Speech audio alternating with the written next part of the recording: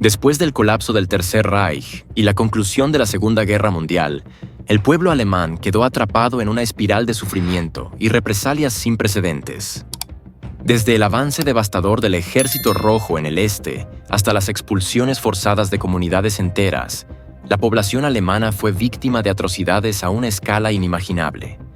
Violaciones, ejecuciones sumarias, hambrunas masivas y deportaciones marcaron la vida cotidiana de hombres, mujeres y niños. Los soldados alemanes enfrentaron un destino tan implacable como la guerra misma. Muchos fueron arrastrados a los helados campos de Siberia, donde el hambre, el frío y el trabajo forzado se convirtieron en sus nuevos enemigos. Los pocos que lograron regresar encontraron un hogar irreconocible. Esposas desaparecidas, vidas arruinadas y un país que prefería olvidar cómo fue realmente aquel trágico año para el pueblo alemán. En 1945, el año oscuro de la Alemania nazi, mientras los británicos y los estadounidenses se dedicaban a la liberación de Francia, las fuerzas soviéticas avanzaban desde el este, acercándose cada vez más a Berlín. Los estrategas nazis se desplazaban sin rumbo desde el búnker del Führer, incapaces de detener la masacre de sus propias tropas. Muchas ciudades alemanas ya se habían rendido ante la andanada de bombardeos, y Hitler junto con sus oficiales se dieron cuenta de que su sueño de un imperio universal había llegado a su fin. Berlín, el corazón del Reich, se convirtió en un campo de batalla. Adolf Hitler se volvió cada vez más delirante y desconectado de la realidad, especialmente desde que se refugió en su búnker subterráneo. Su ministro de propaganda, Joseph Goebbels, le proporcionaba un flujo constante de mentiras sobre victorias alemanas inexistentes, incluso cuando los estruendos de la artillería soviética se escuchaban no muy lejos del refugio. Mientras tanto, el pueblo alemán luchaba por sobrevivir. Los alimentos y las necesidades básicas escaseaban. Muchas ciudades estaban completamente destruidas, obligando a los civiles a refugiarse en búnkeres antiaéreos o a huir hacia el campo. Los líderes regionales nazis, a menudo en negación, se aferraban al poder y recurrían a métodos cada vez más brutales contra disidentes y desertores. Dentro del liderazgo nazi, comenzaron a surgir grietas.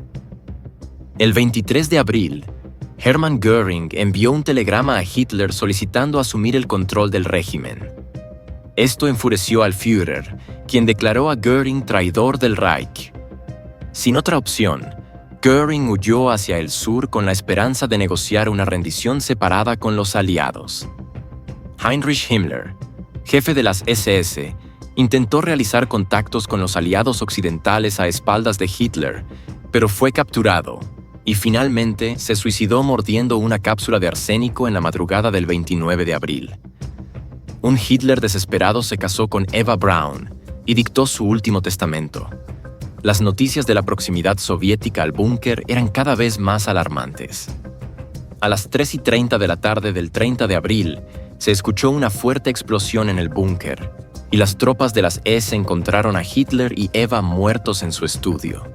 Recibieron instrucciones específicas de incinerar sus cuerpos para evitar que las tropas aliadas los localizaran, pero esto nunca se llevó a cabo.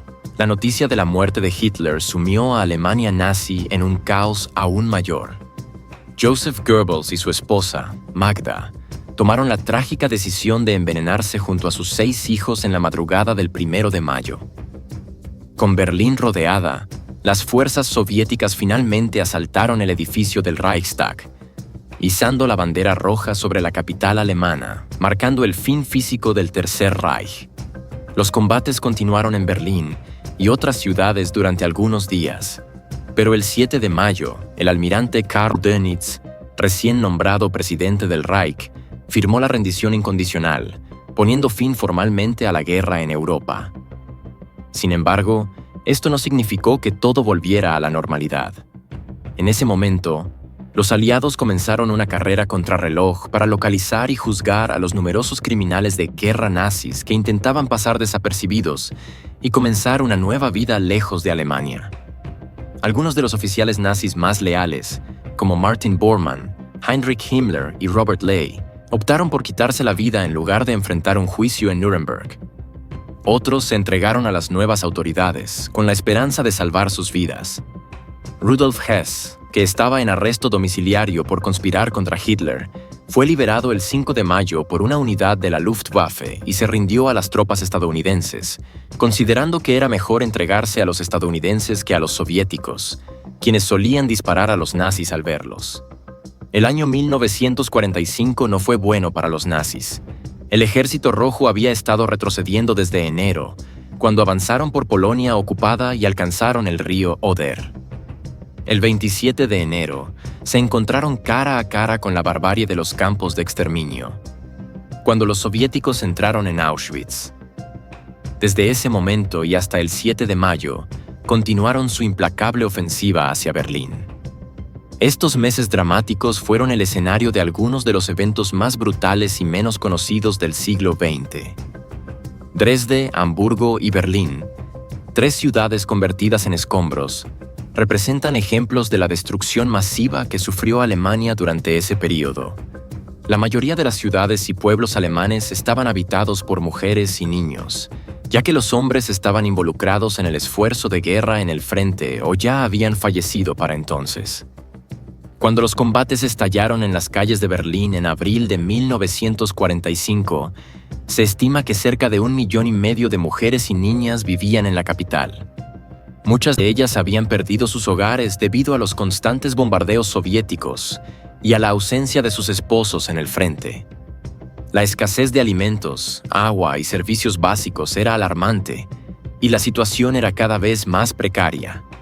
Para agravar su sufrimiento, expertos calculan que aproximadamente 1 de cada 3 mujeres sufrió algún tipo de abuso sexual durante ese periodo. Al concluir la Segunda Guerra Mundial, muchas de estas mujeres se enfrentaron directamente a sus agresores. Esto ocurrió durante la semana del 24 de abril al 5 de mayo de 1945, cuando las fuerzas soviéticas cercaron Berlín, poniendo fin a los últimos vestigios de resistencia nazi. Solo unos días antes de la icónica fotografía en la que la bandera soviética ondeaba sobre el Reichstag, muchas mujeres fueron víctimas de estos llamados héroes.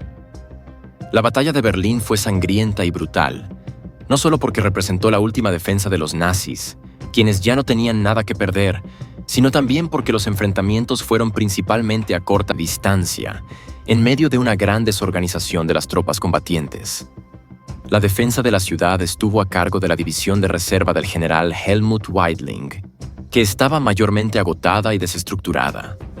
Además, la guarnición del general Weidling estaba formada casi en su totalidad por hombres mayores de la milicia nacional y niños de las juventudes hitlerianas, incluyendo pequeñas niñas sin experiencia en combate.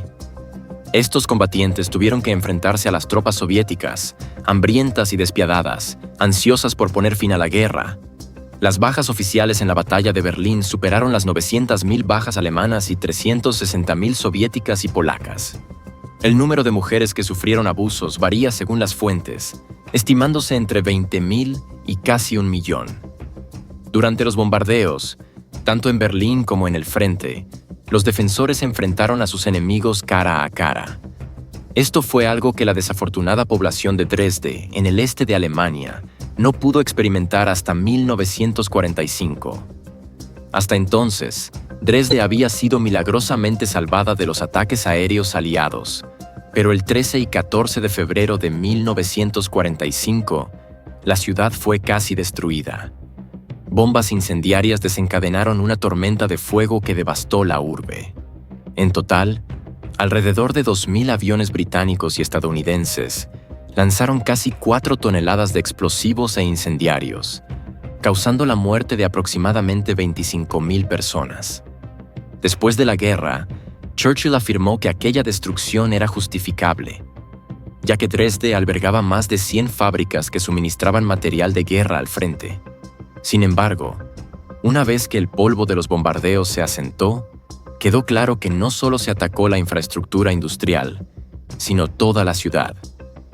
La primera oleada de bombarderos pesados británicos, los Lancaster de 4 motores, apareció sobre Dresde en la noche del martes 13 de febrero de 1945, aproximadamente a las 10 de la noche. Tras 5 horas de vuelo, estos 240 aviones no encontraron casi resistencia en el cielo ni fuego antiaéreo desde tierra. Sin embargo, sabiendo que la mayoría de la población en la ciudad era civil desarmada, los pilotos iniciaron el infame ataque aéreo que arrasó con la ciudad sajona, que en ese entonces contaba con unos 600.000 habitantes y era la 7ª más poblada de Alemania. Además, las fuerzas aliadas atacaron las ciudades vecinas de Chemnitz y Leipzig. Tras los hechos, se descubrieron memorandos de la Royal Air Force que celebraban que el clima era lo suficientemente benigno para realizar ataques a baja altitud. Estaban convencidos de que podían bombardear con precisión, ya que la operación se llevó a cabo a alturas relativamente bajas, entre 10.000 y 13.000 pies, en una ventana de aproximadamente 15 minutos. En ese período, lanzaron 880 toneladas de bombas sobre el centro de Dresde. Las armas de alto poder destructivo rompieron ventanas, crearon cráteres en las calles y derrumbaron muros. Los bomberos se vieron obligados a buscar refugio, y las ondas de choque por las bombas incendiarias encendieron múltiples incendios pequeños, formando una verdadera tormenta de fuego. Este escenario fue apocalíptico, especialmente por la estructura de la ciudad, construida en ladrillo, arenisca y tierra seca. Las autoridades normalmente contaban con unos 1.000 bomberos, pero la intensidad del ataque superó ampliamente sus capacidades, y los refuerzos de otras localidades llegaron solo horas más tarde. La población tuvo que enfrentarse en cuestión de horas a una segunda oleada de bombarderos Lancaster, en un contexto de destrucción masiva y caos absoluto. Este grupo estaba compuesto por 550 bombarderos pesados, más del doble del tamaño de la primera oleada, aproximadamente entre la 1:20 y la 1:40 de la madrugada. Los Lancasters inundaron una ciudad que ya estaba en llamas. La tormenta de fuego generada en el ataque inicial alcanzó ahora una furia de destrucción que solo puede describirse como el infierno en la tierra. Al mediodía del día siguiente, miércoles de ceniza, más de 300 B-17 Flying Fortress de la 8ª Fuerza Aérea de Estados Unidos atacaron Dresde, cuyas torres de humo de los ataques anteriores aún se elevaban a unos 15.000 pies en el aire. Los estadounidenses tuvieron enormes dificultades para localizar sus objetivos, logrando impactar en la estación de clasificación de la ciudad asediada, pero también bombardeando zonas residenciales. Y esto aún no fue el fin. El 15 de febrero, un cuarto ataque golpeó Dresde. Más de 200 B-17, inicialmente enviados para destruir una planta petrolera cerca de Leipzig, cambiaron de objetivo debido al mal tiempo. Aunque las estaciones de clasificación no fueron alcanzadas, las áreas residenciales sí. Incluso eso no detuvo el tormento de Dresde.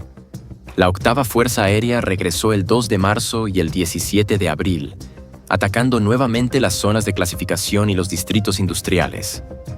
Dresde permaneció en llamas durante varias semanas, convirtiéndose en una ciudad fantasma, ya que todos los que aún permanecían huyeron dejando atrás sus posesiones. Aún más mortal fue el bombardeo de Hamburgo, que ocurrió durante un extenso periodo a lo largo de la guerra. Pocas semanas después de la conclusión del conflicto en Europa, Estados Unidos realizó una encuesta, publicada el 30 de octubre de 1945, que estimaba en Alemania entre 60.000 y 100.000 las muertes causadas por los bombardeos en Hamburgo. Esto representa quizás 4 veces la cifra de Dresde, anticipando la destrucción que los aliados desatarían en Hamburgo. Los aliados denominaron el bombardeo de Hamburgo como Operación Gomorra, en referencia a la ciudad bíblica sobre la cual Dios hizo llover azufre y fuego en 1943. Hamburgo, en 1968, Alemania, albergaba muchas fábricas y centros de transporte, además de ser hogar de los astilleros Blohm y Voss, que construían submarinos que amenazaban la existencia misma de Gran Bretaña. Por ello, tenía una importancia estratégica crucial para los aliados, convirtiéndola en un objetivo probable de bombardeos. Entre la 1 y las 2 de la madrugada del 23 de julio de 1943, se lanzaron unas 2.300 toneladas de explosivos sobre la ciudad, estableciendo un récord mundial para la época. La andanada aérea incluyó las llamadas rompebloques de 8.000 libras y las galletas de 4.000 libras, además de más de 350.000 bombas incendiarias. Estas últimas fueron responsables de gran parte de la devastación.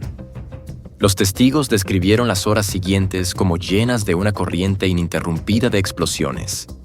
El tiempo pareció detenerse mientras la población se refugiaba en refugios, temblando junto a las paredes de concreto de las estructuras, sin luz, agua ni alimentos.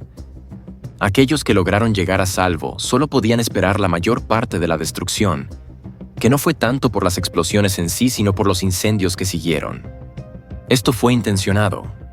Las bombas incendiarias iniciaron los fuegos, pero las bombas de alto poder explosivo, colocadas estratégicamente y con fusibles de acción retardada, impidieron que los bomberos pudieran responder eficazmente. Cuando los bombarderos de la RAF despejaron el área y regresaron, se descubrió que esta primera incursión les costó solo 12 aviones en tierra. Sin embargo, cientos de miles de civiles yacían muertos o heridos. La guerra terminó para Hamburgo el 3 de mayo, día en que las estaciones de radio locales transmitieron que las tropas británicas estaban listas para entrar en la ciudad de manera pacífica. Grandes carteles informaban que se impondría un toque de queda a partir de la 1 de la tarde, con excepciones solo para empleados de electricidad, gas y agua. Las atrocidades sufridas por ciudadanos alemanes en el extranjero fueron algunas de las primeras poblaciones civiles que padecieron por su nacionalidad. Quienes vivían fuera de las fronteras alemanas, en países conquistados o en el extranjero, enfrentaron duras realidades.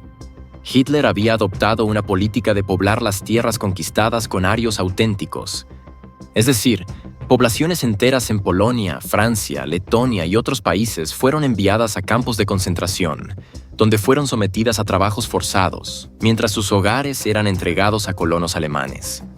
Según Hitler, el objetivo era mejorar la raza en estos países atrasados. El problema surgió cuando las potencias aliadas comenzaron a liberar a los prisioneros, expulsando al ejército alemán de los territorios y, en ocasiones, permitiendo que las poblaciones locales recuperaran lo que era suyo. En Polonia, por ejemplo, hubo millones de razones para una fuerte represalia, ya que el Estado alemán había asesinado entre 5 y 6 millones de ciudadanos polacos durante la guerra. Por ello, los comunistas polacos comenzaron a reprimir a la población alemana al oeste del río Bobr, buscando justificar una frontera en el río Nisa Occidental. Los aliados aprobaron una resolución recomendando la transferencia ordenada de la población alemana de regreso a su país de origen. Sin embargo, esto solo sirvió para legitimar la expulsión de los alemanes de las partes nebulosas de Europa Central. Si no habían huido ya por temor a la avanzada del Ejército Rojo, en julio y agosto de 1945 se firmó en Potsdam un acuerdo entre todas las potencias aliadas sobre cómo proceder con los desplazados alemanes. Lamentablemente para la mayoría de los alemanes, que se encontraban tras las fronteras de los países que habían sido ocupados por la Alemania nazi, ya era demasiado tarde. Fueron expulsados a la fuerza, sus propiedades confiscadas o destruidas, o simplemente huyeron por temor a la venganza de las comunidades locales. La mayoría de los alemanes se vieron forzados a abandonar esas regiones, enfrentando un destino difícil y a menudo trágico. En Polonia o en las inmediaciones del Frente Oriental, las autoridades y los soldados sabían de las represalias soviéticas contra los civiles alemanes. Los combatientes soviéticos cometieron abusos sexuales y otros delitos, conducta que no solo no fue sancionada por los oficiales del Ejército Rojo, sino que además fue fomentada. Asimismo, las noticias sobre atrocidades como la masacre de Nemmersdorf fueron exageradas y difundidas por la maquinaria de propaganda nazi. Hacia el final del conflicto, diversas autoridades nazis planearon la evacuación de la población alemana étnica hacia el oeste, es decir, hacia Alemania, desde Polonia y los territorios orientales del Reich. En la mayoría de los casos, la ejecución de estos planes se demoró hasta que las fuerzas soviéticas y aliadas vencieron a los alemanes y avanzaron en dirección a las zonas a evacuar. La deserción de millones de alemanes en estas áreas vulnerables, hasta ser superados por las fuerzas de combate, puede atribuirse directamente a la sospecha que los nazis tenían hacia aquellos ciudadanos que no permanecían leales hasta el último momento. Se les consideraba cobardes y traidores, y Hitler mantenía una política estricta de no retirada. La primera ola de civiles alemanes que huyeron de los territorios orientales estuvo compuesta tanto por desplazamientos espontáneos como por evacuaciones coordinadas. A partir de mediados de 1944 y hasta principios de 1945, las condiciones se volvieron caóticas, especialmente durante el invierno, cuando largas filas de refugiados empujaban sus carretas a través de la nieve, intentando mantenerse por delante del avance del Ejército Rojo. Siempre que las tropas soviéticas lograban alcanzar a las caravanas de refugiados, éstas eran brutalmente atacadas. Los refugiados también eran blancos de ataques aéreos a baja altura, y hubo informes de personas aplastadas por tanques. Se calcula que durante las huidas y evacuaciones, aproximadamente 120.000 civiles fueron asesinados, aunque el número total de alemanes desplazados fue de alrededor de 1 millón. Las principales causas de mortalidad fueron el frío, el estrés y los bombardeos. En enero de 1945, un barco que transportaba a 9.000 civiles y militares que escapaban de Prusia Oriental fue hundido por un submarino soviético. Nadie sobrevivió, siendo este el hundimiento con mayor pérdida de vidas en la historia en un solo barco. Muchos refugiados intentaron regresar a sus hogares al concluir los combates. Antes del 1 de junio de 1945, unas 400.000 personas cruzaron de regreso los ríos Oder y Neisse hacia el este, antes de que las autoridades soviéticas y polacas cerraran los cruces fluviales. Otros 800.000 ingresaron en Silesia a través de Checoslovaquia. De acuerdo con el Acuerdo de Potsdam, a finales de 1945, aproximadamente 4.5 millones de alemanes que habían huido o sido expulsados estaban bajo control de los gobiernos aliados. Entre 1946 y 1950, otros 4.5 millones de personas fueron trasladadas masivamente a la Alemania desde Polonia, Checoslovaquia y Hungría. Además, se contabilizaron unos 2,6 millones de prisioneros de guerra liberados que fueron considerados expulsados. La brutalidad indescriptible del Ejército Rojo contra los alemanes ha llevado a algunos a pensar que no fue solo un día decisivo en el curso de la guerra, sino que la decisión apresurada de Hitler de invadir la Unión Soviética fue un factor aún más determinante. Cuando Hitler ordenó la invasión de la Unión Soviética en junio de 1941, esto sorprendió tanto a Stalin como a las potencias aliadas, pues hasta entonces Alemania y la URSS habían mantenido buenas relaciones, incluso firmando un pacto de no agresión en 1939. Sin embargo, Alemania ordenó a sus tropas invadir la nación vecina y avanzar hacia Moscú en la operación conocida como Barbarroja. El Frente Oriental se convirtió en los años siguientes en el escenario de batalla más brutal de la Segunda Guerra Mundial. Los nazis sentían un odio particular hacia los soldados polacos y soviéticos, pero se encontraron con una resistencia de violencia similar. Cuando los soviéticos lograron capturar a los nazis, estos fueron brutalmente torturados y ejecutados, y el cautiverio de los prisioneros alemanes continuó incluso después de finalizada la guerra. Nada preparó a Hitler para lo que encontró en el Frente Oriental. El crudo invierno, la disciplina soviética y la feroz actividad partisan hicieron que cualquier avance hacia Moscú fuera una tortura. Miles de soldados nazis murieron por inanición, por el clima extremo y por las emboscadas y trampas colocadas por los partisanos soviéticos. Sin embargo, esas muertes fueron incluso preferibles a lo que los soviéticos hacían con los prisioneros alemanes capturados. Los combatientes soviéticos buscaban venganza por lo ocurrido durante la Operación Barbarroja y la invasión alemana de la Unión Soviética. Hitler había ordenado a sus tropas eliminar a todos los llamados bolcheviques y a cualquier posible aliado o cómplice. Para la Wehrmacht, la orden era clara: todos los pueblos eslavos debían ser exterminados. La guerra que Alemania libraba contra la Unión Soviética era una contienda de exterminio, muy distinta a la forma en que operaban en el frente occidental y en el trato hacia los franceses. Además, Hitler ordenó a sus tropas quemar y destruir todo en su retirada, implementando la política de tierra quemada. Con estas órdenes, los soldados nazis cometieron masacres de pueblos enteros y destruyeron ciudades, dejando a su paso solo muerte y devastación. Pero cuando el Ejército Rojo comenzó a tomar represalias, todas las acciones alemanas se intensificaron rápidamente para atormentar a los invasores. Estas atroces acciones genocidas por parte de los soldados de Hitler quedaron grabadas en el imaginario colectivo de los combatientes soviéticos. De hecho, no fue necesaria mucha propaganda por parte de Stalin para demonizar a los alemanes. Muchos de estos rusos que combatieron contra los nazis fueron en realidad víctimas. Sus hogares destruidos, sus madres, hermanos y hermanas masacrados. Sin duda, el pueblo soviético soportó el peso de la guerra, con más de 27 millones de vidas perdidas. Con todo este resentimiento y odio acumulado hacia los alemanes, la juventud soviética respondió al llamado de Stalin a las armas para empujar a los invasores hacia atrás, en lo que solo puede describirse como una pasión verdaderamente destructiva. Stalin también ordenó al Ejército Rojo iniciar una política de tierra arrasada para negar a los alemanes y sus aliados recursos básicos mientras avanzaban hacia el este. Para cumplir con esta orden, se formaron batallones de destrucción en las zonas de primera línea, con autoridad para ejecutar sumariamente a cualquier sospechoso. Estos batallones quemaron pueblos, escuelas y edificios públicos como parte de esta estrategia. Además, el Ejército Rojo y la Policía Secreta Soviética masacraron a miles de prisioneros considerados enemigos. La Policía Secreta se encargaba de los prisioneros de guerra, responsables de trasladarlos desde el frente, donde fueron capturados, hasta los campos de concentración en el interior de Rusia. Sin embargo, dado que la mayoría de los transportes se destinaban al esfuerzo bélico, la policía secreta de Stalin decidió ahorrar recursos, haciendo que los prisioneros marcharan a través de las frías estepas rusas en Ucrania y Bielorrusia occidental.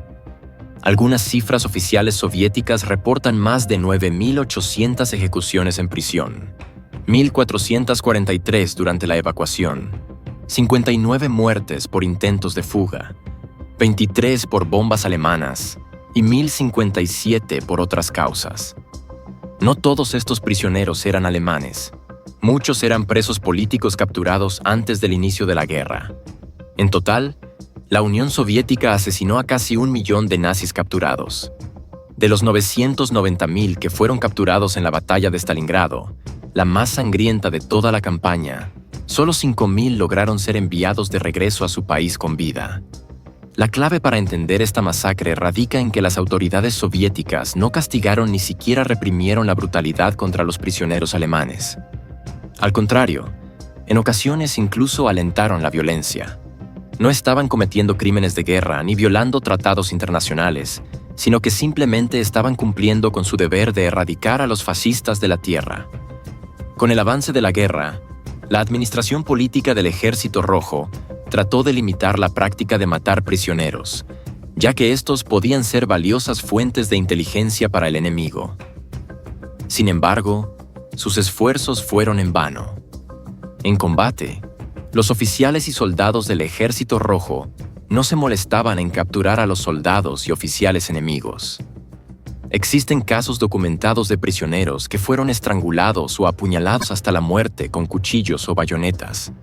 Al ver que no podían detener la matanza, el Ejército Rojo optó por una medida administrativa, exigiendo a los oficiales al menos hacer un inventario de las armas y pertenencias personales confiscadas a los alemanes muertos. Durante la Operación Barbarroja y la invasión alemana a la Unión Soviética, la propaganda nazi difundió una fuerte demonización de los alemanes por parte de los soviéticos. Hitler había ordenado a sus tropas liquidar a todos los llamados bolcheviques y a cualquiera que pudiera considerarse su aliado o cómplice. Para la Wehrmacht, la orden era clara: eliminar a todos los pueblos eslavos. La guerra que Alemania libró contra la Unión Soviética fue una confrontación de exterminio, muy distinta a la forma en que actuaron en el frente occidental y en su trato hacia los franceses. Además, Hitler ordenó a las tropas alemanas usar tierra arrasada en su retirada. Con estas órdenes, los soldados nazis masacraron pueblos enteros y destruyeron ciudades, dejando solo muerte y destrucción a su paso. Estas atroces acciones genocidas quedaron grabadas en la memoria colectiva de los combatientes soviéticos. De hecho, no fue necesaria mucha propaganda de Stalin para demonizar a los alemanes. Muchos de los rusos que tomaron Berlín fueron en realidad víctimas. Sus hogares destruidos, sus madres, hermanos y hermanas masacrados. Sin duda, el pueblo soviético soportó el peso de la guerra, con más de 27 millones de vidas perdidas. Con todo ese resentimiento y odio acumulado hacia los invasores, la juventud soviética respondió al llamado de Stalin a las armas para abrirse paso por Prusia Oriental hacia Berlín, en una acción que solo puede describirse como una pasión verdaderamente destructiva. Alentados por las abundantes reservas de alcohol dejadas por los alemanes en retirada, los voluntarios y soldados del Ejército Rojo avanzaron valientemente durante el invierno ruso. Estos jóvenes combatientes también fueron acompañados por prisioneros de guerra soviéticos liberados en el camino. Cuando llegaron a Berlín, enfrentaron una resistencia llevada a cabo por jóvenes e inexpertos alemanes, además de civiles mayores y soldados regulares. Joseph Goebbels había ordenado a los residentes de Berlín que construyeran defensas feroces, calle por calle, casa por casa, para repeler a la inmensa maquinaria rusa o morir en el intento. Muchos lucharon hasta su último aliento. En octubre de 1944, las tropas del Ejército Rojo avanzaron hacia Prusia Oriental y por primera vez entraron en el propio Reich. En todos los lugares por los que pasaron, vieron las secuelas del frenesí destructor de las tropas alemanas. Casi todos los soldados del Ejército Rojo habían perdido a seres queridos en la contienda. Su odio hacia los invasores fanáticos y su sed de venganza fueron aún más alimentados por la propaganda soviética y puestos en práctica durante una primera ola de violencia, de la cual el pueblo de Nemmersdorf se convirtió en un símbolo. Allí, los soldados alemanes que reconquistaron la localidad descubrieron rastros de una masacre que cobró la vida de numerosos civiles, en su mayoría hombres, mujeres y ancianos. Goebbels explotó la tragedia en una gran campaña de propaganda, publicando fotografías de los cadáveres en periódicos y noticieros semanales. La intención era mostrar a la población alemana lo que podrían esperar si el bolchevismo realmente se apoderaba del Reich. A finales de octubre de 1944, la Wehrmacht logró empujar al Ejército Rojo más allá de las fronteras del Reich, pero las fuerzas alemanas no contaban con suficientes reservas para resistir la ofensiva masiva lanzada por los soviéticos. El 12 de enero de 1945, en apenas 3 semanas, las tropas soviéticas avanzaron 500 kilómetros hacia el oeste, liberando las regiones de Polonia que Alemania había ocupado y anexado, además de tomar la mayor parte del este de Alemania.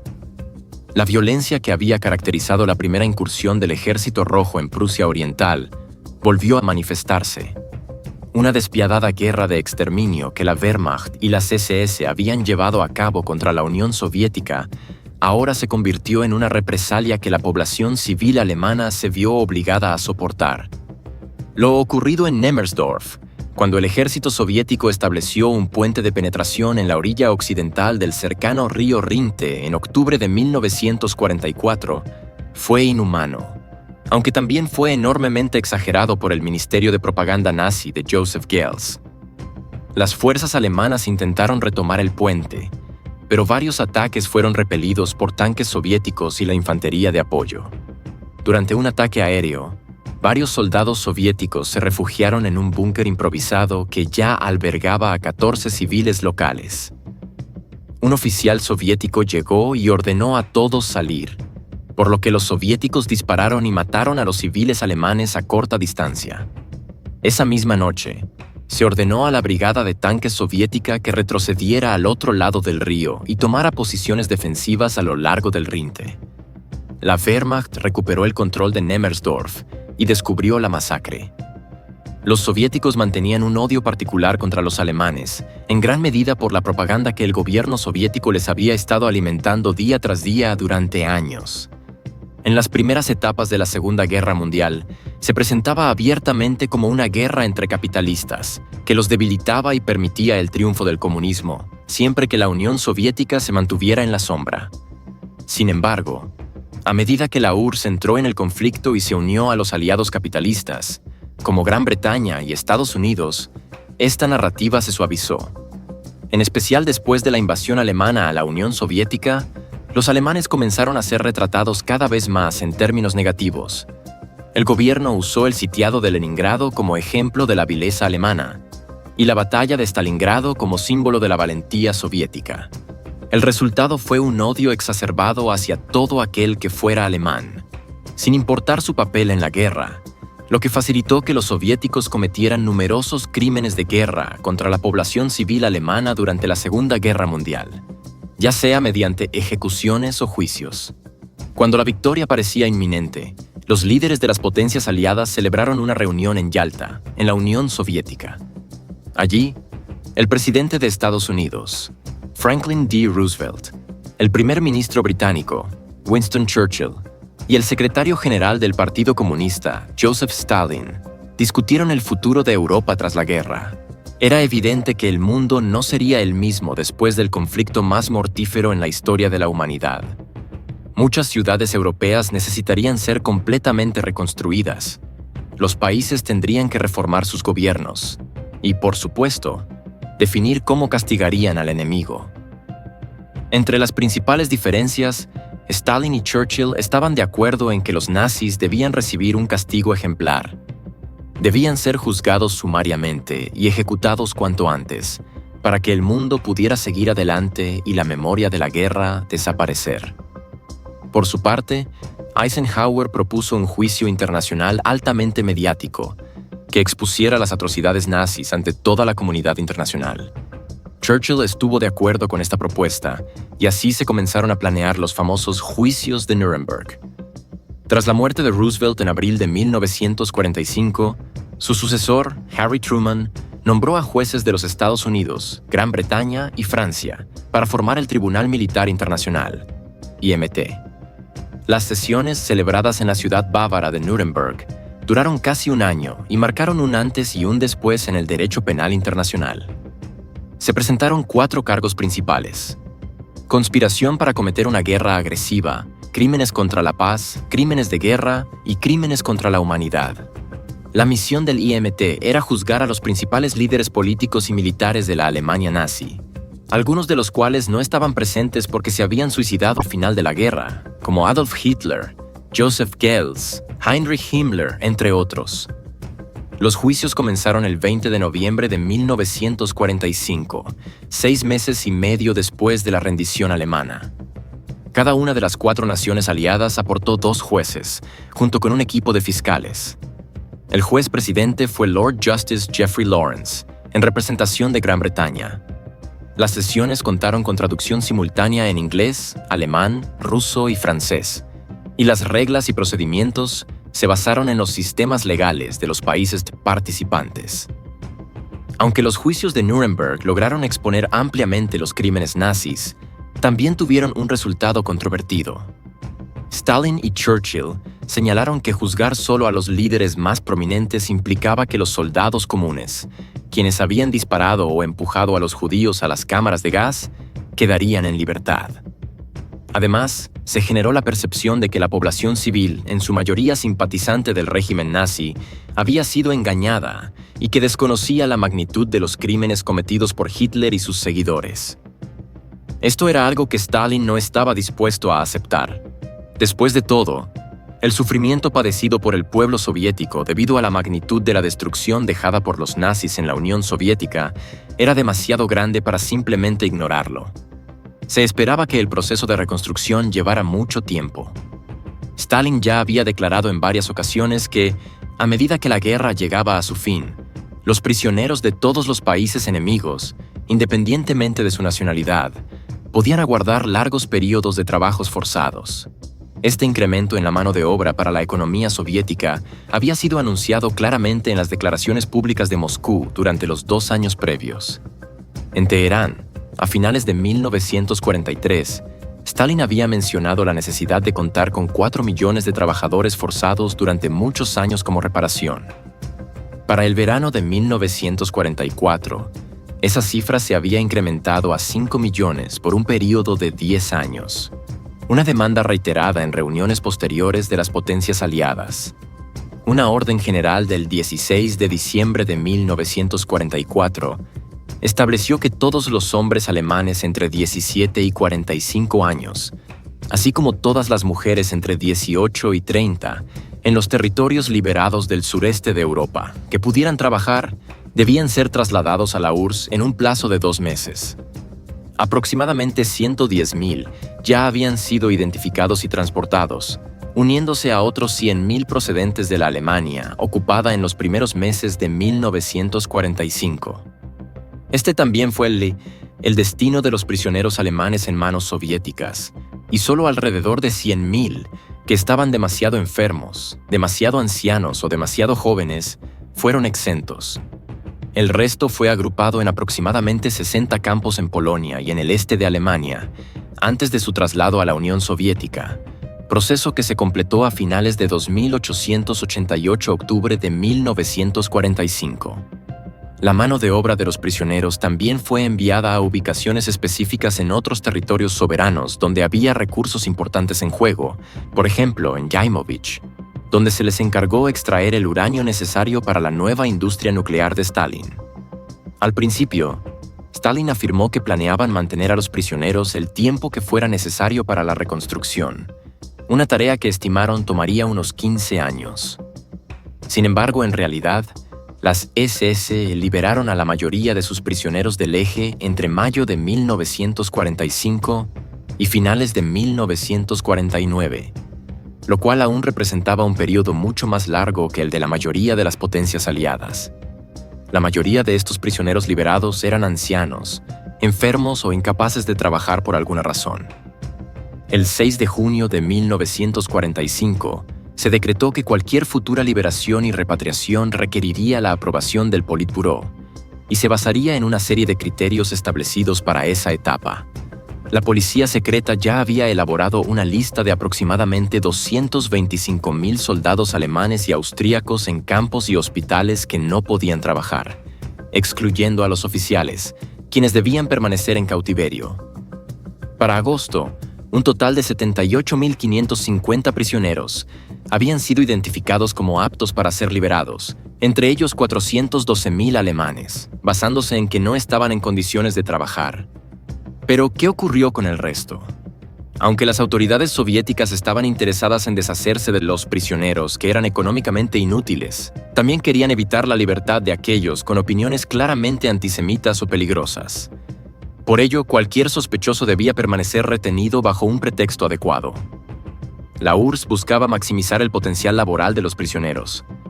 Sergei Krugloff, como jefe del Ministerio de Desarrollo, propuso un plan para devolver a casa a 150.000 hombres incapaces de trabajar y aumentar en un 10% las raciones de los prisioneros restantes para mejorar la productividad.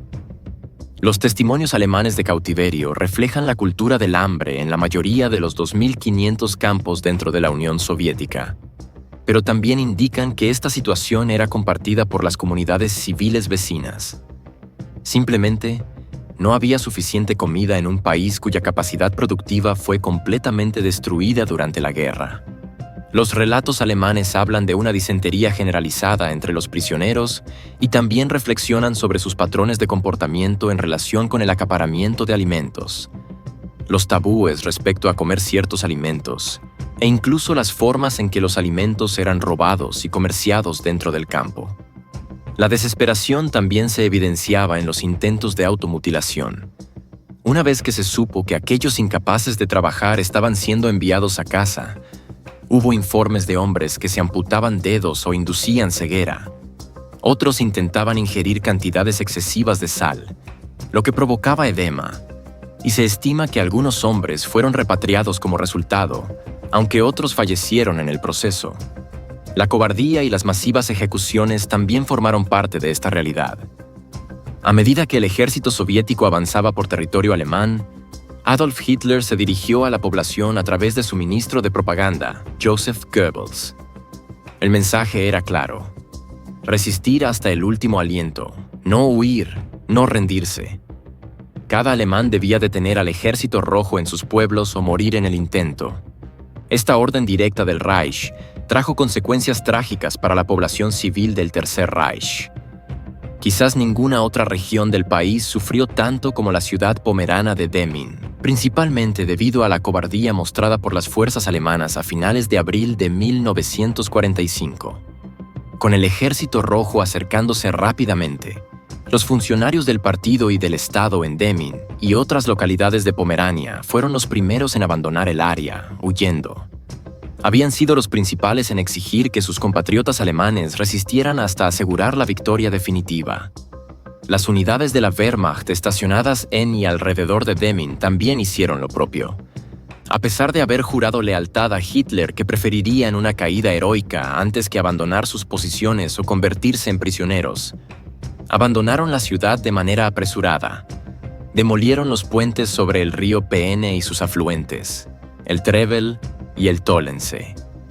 Esto tuvo consecuencias fatales para quienes quedaron atrás, cuyas rutas hacia el oeste quedaron bloqueadas. Los residentes que no lograron huir a tiempo quedaron atrapados junto a cientos de refugiados, sin más opción que esperar con temor la llegada de las tropas soviéticas. Su miedo era justificado, pues muchas personas conocían las atrocidades cometidas por la Wehrmacht y las SS en las zonas ocupadas de la Unión Soviética. Quienes no lograron huir hacia el oeste soportaron las represalias soviéticas, y los relatos de horror se extendieron rápidamente. Los habitantes que permanecieron en Demmin estaban plenamente conscientes de lo que les esperaba. Mientras aguardaban la llegada de los primeros soldados del Ejército Rojo, el 30 de abril, en el mismo día en que Hitler se suicidó en su búnker en Berlín, esa mañana de primavera fue luminosa y despejada. Se escucharon los retumbes de la artillería en Demmin, y el avance de los tanques se hacía cada vez más perceptible. Los residentes y refugiados buscaron refugio en sótanos, las mujeres se cubrieron la cara con hollín y se rasgaron para parecer menos atractivas, y unos pocos ciudadanos colgaron sábanas y toallas blancas en sus ventanas, como señal de que la ciudad se rendiría sin lucha. Un destacamento de 2 brigadas de tanques soviéticos llegó en la periferia sur de la ciudad antes del mediodía, pero encontró los puentes destruidos, lo que les impidió avanzar rápidamente hacia Rostock como inicialmente planeado. Para el mediodía, los tanques y otros vehículos estaban concentrados en el centro histórico, y al caer la tarde, Demmin estaba completamente bajo control soviético. Antes de la llegada de los soldados, 21 residentes de la ciudad se habían quitado la vida. Tras la caída de la noche, comenzó la verdadera pesadilla. Todos los tanques, vehículos blindados, transportes de personal, camiones y gran cantidad de equipo militar habían convertido la ciudad en un campamento en ebullición. Cientos de soldados, detenidos en medio de su marcha hacia la victoria, se entregaron a la búsqueda de relojes, joyas, objetos de valor, mujeres y oportunidades para la violencia, además de celebrar su triunfo sobre los nazis. Esa noche, se incendiaron los primeros edificios en Demmin. Casas de entramado y construcciones de mortero, apiñadas en la ciudad, alimentaron las llamas que ardieron durante varios días, destruyendo en gran parte el centro histórico. Pero mucho peor fue el terror que impusieron los soldados del Ejército Rojo, que deambulaban en estado de ebriedad en muchas ocasiones. Cientos de mujeres y niñas fueron asaltadas, varios residentes asesinados y muchas viviendas saqueadas. Estas acciones fueron seguidas por un masivo acto de suicidio, cuya magnitud superó todo lo ocurrido en otras ciudades y pueblos alemanes en los últimos días de la guerra.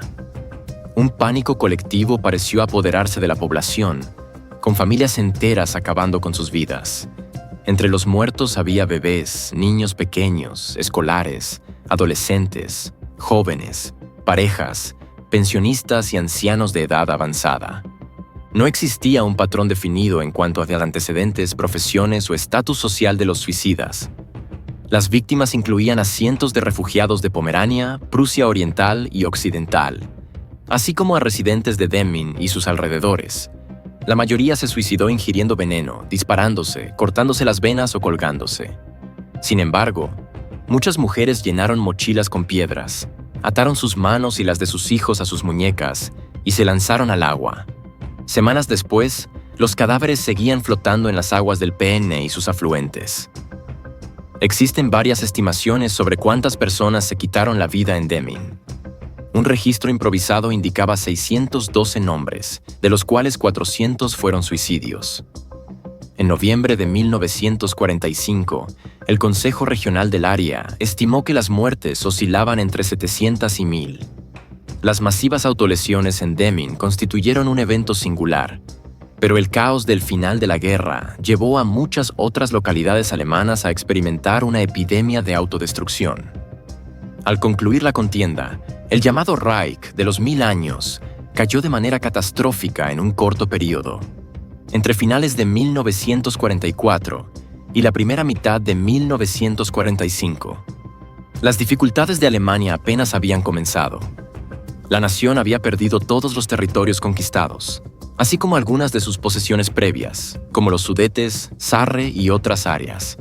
Alemania sufrió una pérdida de aproximadamente una cuarta parte de su territorio original debido a anexiones de facto por parte de los países aliados. Además, se vieron obligados a pagar reparaciones a Reino Unido, Francia y la Unión Soviética. Para un país ya devastado, con gran parte de su capacidad industrial destruida y sin un territorio propio, lograr esto resultó sumamente difícil. Por ello, los aliados asumieron la tarea de reorganizar completamente el país desde cero. Finalmente, lograron dividir a Alemania en distintas zonas de influencia, controladas por los diferentes países europeos aliados. Berlín, símbolo de la derrota alemana a manos de los aliados, también fue dividida en varias áreas, cada una bajo control de la Unión Soviética, Reino Unido, Estados Unidos y Francia. La política estadounidense en la Alemania de posguerra, desde abril de 1945 hasta julio de 1947, fue que no se debía brindar ayuda a los alemanes para reconstruir su nación, salvo lo estrictamente necesario para evitar que murieran de hambre. Inmediatamente después del conflicto, los aliados comenzaron una campaña de desarme industrial en Alemania, diseñada para destruir la capacidad militar alemana mediante una desindustrialización total o parcial. El primer plan industrial aprobado en 1946 exigía la destrucción de 100 plantas manufactureras, con el objetivo de reducir la producción de la industria pesada alemana a aproximadamente la mitad de sus niveles anteriores a la guerra.